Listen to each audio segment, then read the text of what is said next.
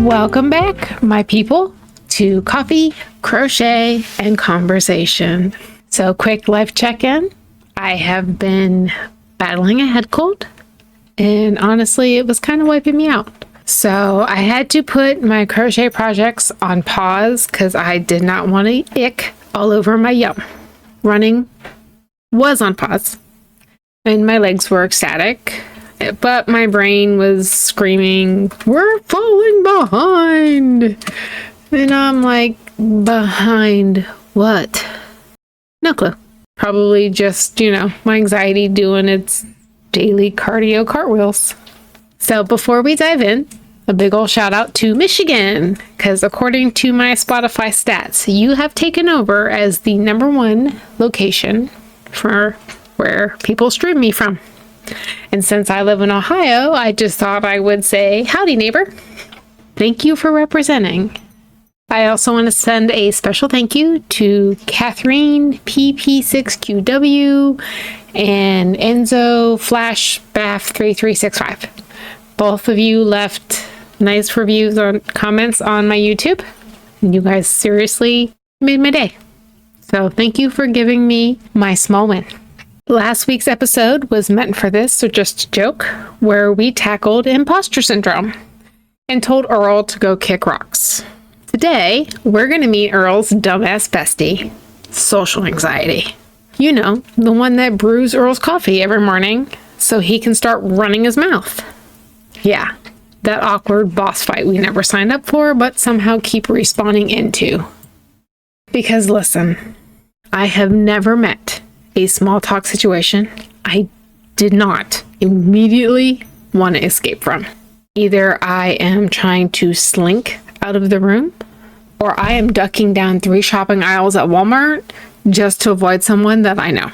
And if I do get pinned, you bet I will be replaying whatever conversation I have in my head for 3 months straight, usually at 2 a.m. Grab your coffee, grab your yarn, and let's get started on today's topic.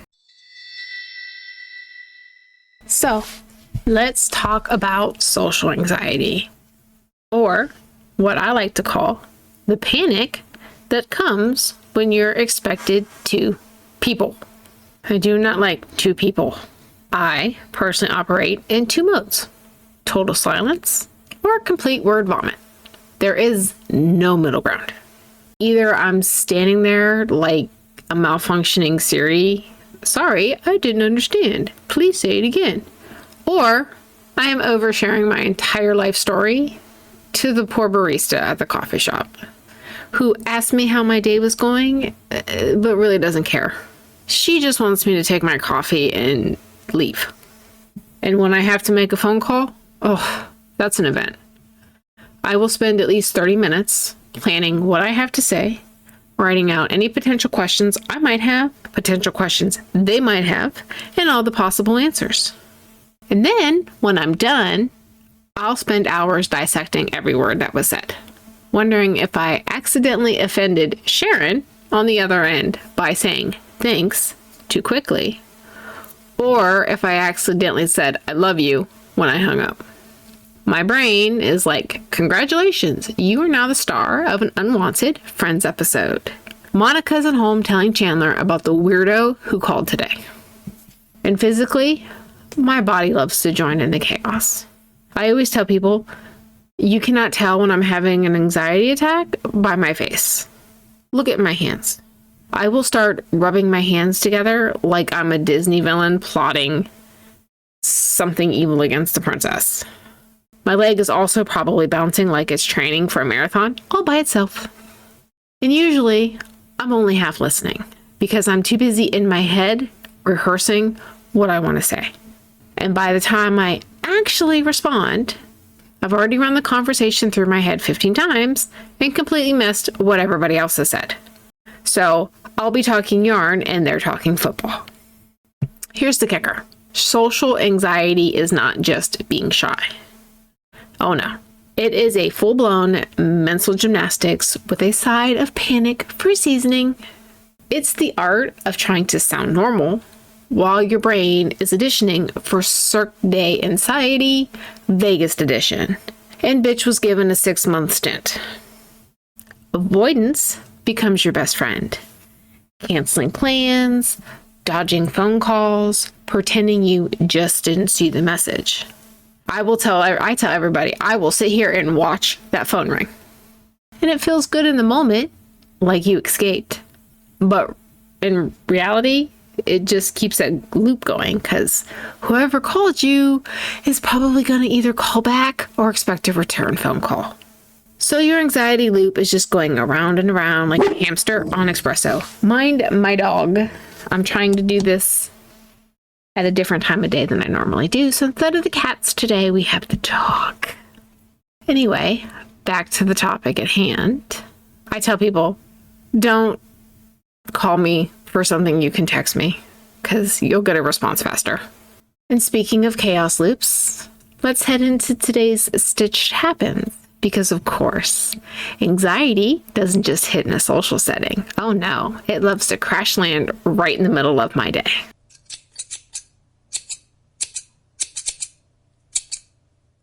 So, picture this. It's the very first day that we brought the cats home. Sky and Cloud, we adopted them at the same time.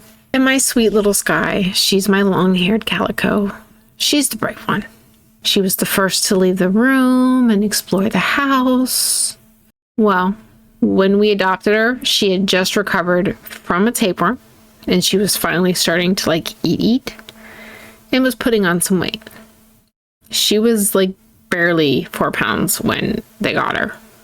And what was her grand welcome to my new home gift? Diarrhea. So here's the thing about long-haired cats. When it's liquid poop, it does not stay contained in the box. Oh no. Fur goes from fur to a poop paintbrush that nobody asked for. And this paintbrush has legs. It travels. It's like Jackson Pollock, the horror edition. Suddenly, there's poop in her fur, poop on her tail, and then that goes on the walls and the floor and every spot in the house that she hit while she was trying to explore her new home. So now you know what comes next. I had to bathe her. And this poor cat, she doesn't know us. She doesn't know the house. She doesn't trust humans. And now I am coming at her with a towel and betrayal in my eyes. If you've ever bathed a cat, you know it's not giving a bath. It is surviving a battle without chainmail. There is hissing, her. Flailing, me. Cussing, again, me. Possibly some regret, probably from both of us.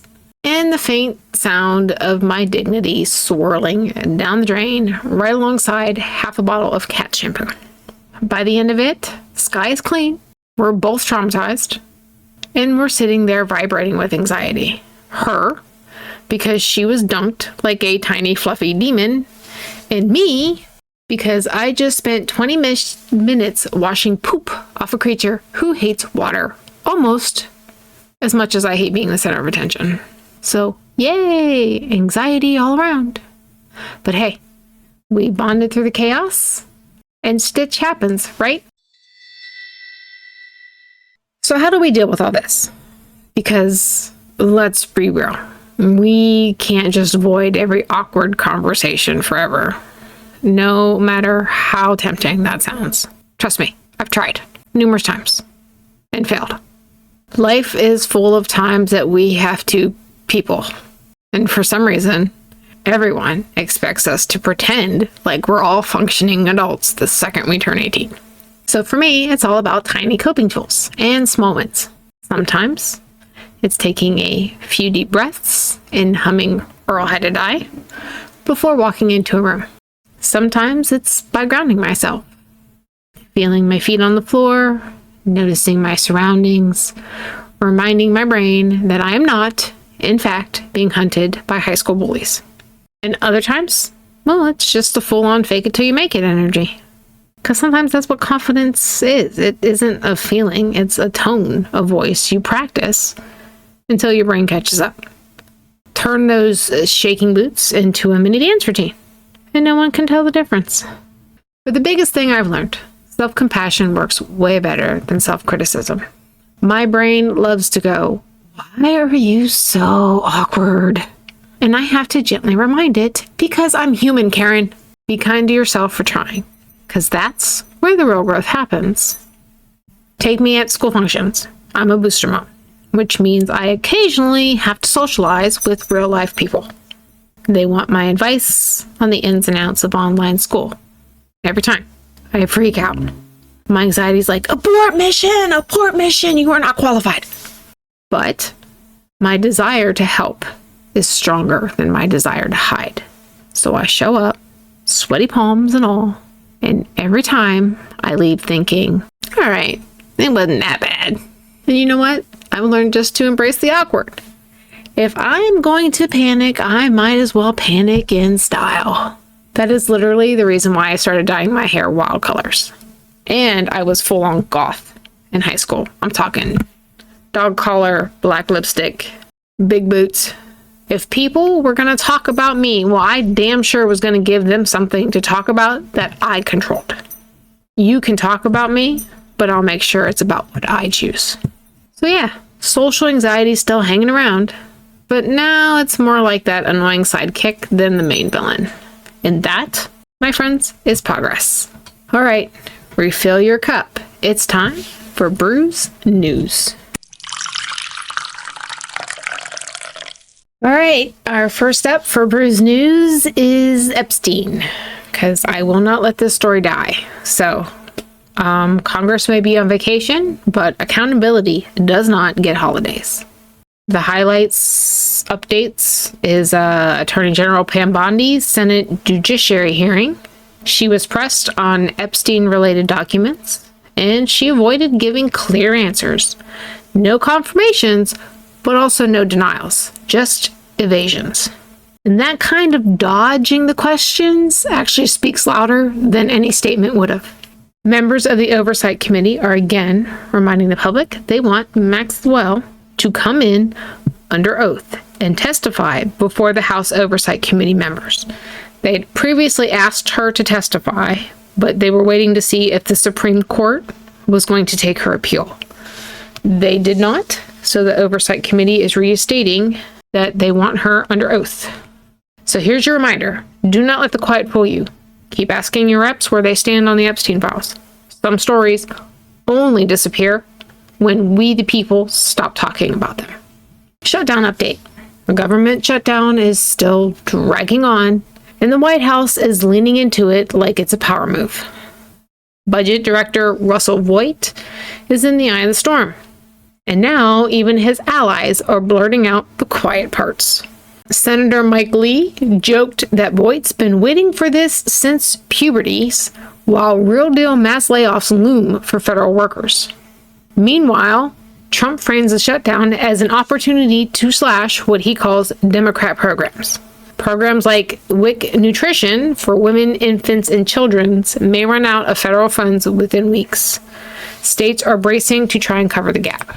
So while Congress fights over talking points, actual families are going to be losing income and children are at risk. Pain is no longer collateral damage, it's central. The last story I want to talk about is the Qatar Air Force Base on U.S. soil. This is one giant red flag. The Trump administration just approved a training facility for the Qatar Emiri Air Force in Idaho. Yeah, you heard that right. A Mountain Home Air Force base. Qatari pilots flying U.S.-made F-15s will train under this agreement. So while it is not technically a Qatar base, the U.S. keeps control. The optics of this are wild. According to CBS and AP reporting, Qatar will fund the construction with local contractors under U.S. supervision. The deal is framed as it's deepening military partnerships, but the concerns are real. Why are we granting a foreign military such access on U.S. territory, even if it is under U.S. control? What are the long-term precedents and security implications? And what about the quid pro quo side deals we may not be seeing yet? While it's not legally a foreign base, it is a dedicated Qatari facility inside of a US base. This is not small. The permission precedent matters. One last thing before we wrap this up is this Saturday, October 18th, it will be the No Kings 2.0. So if you are able to and want to, find your local protest. And I'd love to see pictures. All right, that's your latest Brewers News. Messy, political, but necessary. So let's talk about connection over perfection. Here's the thing. Social anxiety doesn't just mess with solo moments. It actually sneaks into our sense of community too. Even online, where I should feel safer behind a screen, I still get that little inner gremlin whispering, "You're being weird," every time I post something, or every time I hit upload on this podcast. It will push me to check and recheck, read and reread everything, while debating if I should just delete it all and disappear into the void. But the funny thing is, the more I lean into connection over perfection, the better everything feels.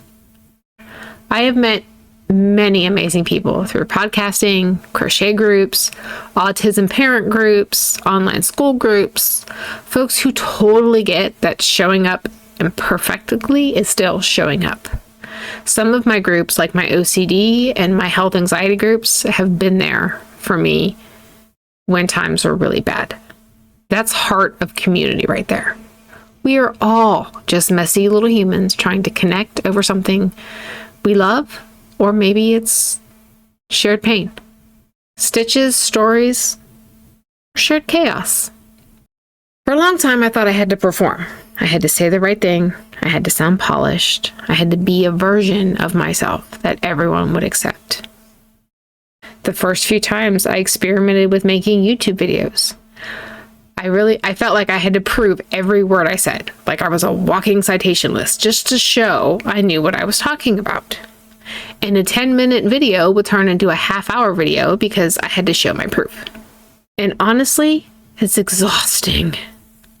Being real, whether it's sweaty, awkward, you have an occasional dog barking in the background, whatever it is.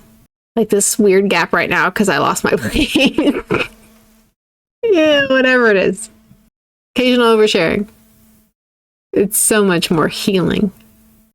You guys enjoy me because I'm being real and honest. And I remind myself I don't have to be perfect. Because being brave isn't about being fearless. It's about being sweaty and awkward. I'm doing it anyway. And honestly, that's where the magic happens. So if you're listening, then you're struggling with this too. Just know, you're not broken. You're not behind. We're not all racing to the finish line here. And you are definitely not alone. You are just learning to exist out loud in a world that sometimes acts like anything louder than a whisper is just too much. And I felt like too much my entire life. But I finally realized, to the people who matter, those who truly get me, I'm not too much. I am just the perfect amount. And with that, let's shuffle the vibe a little and move on to our weekly Shuffle Happens. All right, it's time for Shuffle Happens. We are working our way through my Sacred Kingdom deck. And this week, we've got the Chariot. The artwork on this card is stunning. So picture this. It is a wide desert landscape, open and powerful. At the center stands a larger than life white tiger, muscles rippling, golden eyes locked forward with a fierce, unwavering gaze. In front of the tiger stands a strong black woman, wind whipping through her long, wild hair. She wears a jeweled headband with a black opal on her forehead. She has gold and black wrapping her in equal parts armor and grace. Her expression is not smiling, but it's not angry. It is just focused. She is determined. She knows the tiger has her back, and she knows she can conquer anything standing in her way. The Chariot upright is all about willpower, determination, and pushing through resistance. It's that reminder that even when things feel chaotic, you still hold the reins. It's the energy of saying, yeah, I'm scared, but I'm showing up anyway. But here's the interesting part. Sometimes the Chariot will show up reversed, which flips the message a little. That can mean feeling stuck, scattered, or pulled in too many directions, losing momentum, or feeling like everything's slipping out of your hands. The universe might be nudging you to slow down, reassess, and realign before charging ahead full force. And honestly, that ties perfectly in today's theme of social anxiety. Because showing up when your brain's screaming, "Run!" takes the same strength this card radiates. But it's also reminding us that it's okay to feel scattered, to pause, and then steer consciously instead of letting the anxiety take the wheel. So this week, I'm going to carry this reflection with me. Even when my brain screams run, the Chariot reminds me I can steer through it, and that it's okay to pause and adjust along the way. Because steering isn't about never swerving. It's about choosing your lane again and again. And this will especially hit me this coming weekend because I have a wedding to go to, which is a social situation. I will gather up my Chariot strength and go and remind myself to show up anyway. And with that, let's wrap this up. And that's a wrap for today's episode of Coffee, Crochet, and Conversation. Thank you so much for tuning in. Sorry, my dog has been his sound effect self today. This is what happens when I try to record in the evening and not first thing in the morning. Either way, remember, showing up counts, even if it's just one tiny step, one awkward interaction, or one small victory. Every time you show up, you're building courage, even if it doesn't feel flashy. That's how I get through this podcast week after week. A few people like it now, and hopefully, if I keep showing up, more will come. Very Field of Dream vibes. I'd love to hear about your own awkward victories. Don't be shy. Share them online. Drop a comment. Send me a message. We're all learning to navigate this messy, beautiful thing called life together. And who knows? Your story might even become the next Stitch Happens feature of the week. Do all the like, share, comment, follow, the things that the algorithm wants you to do. So it will, let us out of the corner. And as always, until next time, keep your stitches sassy, your coffee strong, and your spirit grounded.